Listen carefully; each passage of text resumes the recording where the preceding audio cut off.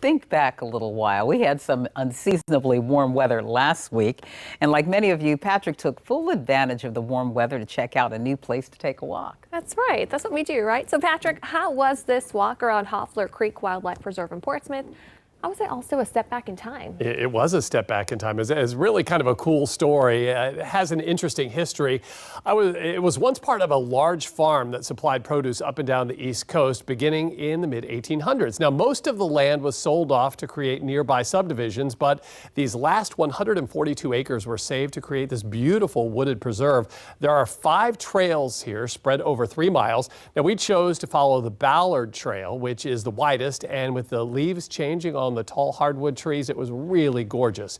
The Ballard Trail is a mile long and circles the lake at the center of the park. Now, Lake Ballard has its own interesting history. VDOT once owned the land and used the dirt and sand here when they built Interstate 664. Eventually, the 55-foot deep borrow pit filled with water, creating that 35-acre lake that's now at the heart of the wildlife preserve.